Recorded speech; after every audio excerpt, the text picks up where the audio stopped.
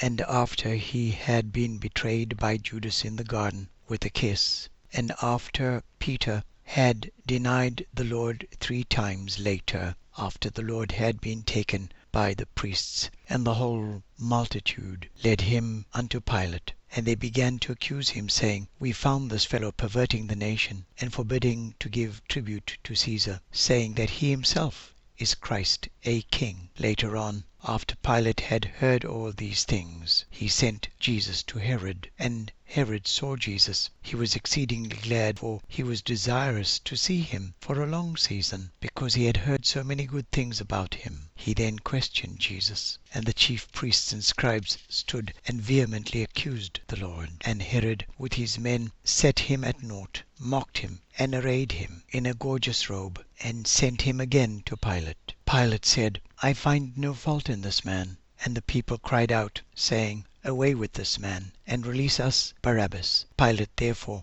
willing to release Jesus, spoke again to them. But they cried, Crucify him, crucify him. He asked, What evil has he done? I find no cause of death in him. And they said again, Crucify him. With a loud voice they said, Crucify him. And he released them Barabbas. They then led Christ away, and the cross was so heavy that Simon, a Cyrenian, had to carry the cross for a while. And they led him to a place called Calvary, where they crucified him. Then Jesus said, Father, forgive them, for they know not what they do. And the soldiers parted his raiments and cast lots for them. And they derided him, the priests, saying, He saved others, himself he cannot save. And they wrote an inscription and put it on the cross, This is the King of the Jews. And about the 6th hour there was darkness all over the earth until the 9th hour, and the sun was darkened, and the very veil in the temple was rent in the midst. And when Jesus had cried with a loud voice, he said, Father, into your hands I commend my spirit.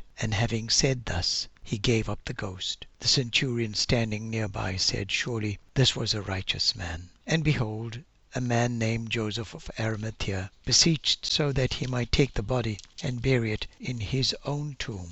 And this was consented. And they took the body, and the woman anointed the body and placed it in the sepulchre. And the chief priests insisted that the body be left under guard, and so 2 guards were placed. And so it was that our Lord was crucified and buried. Blessed be the name of the Lord.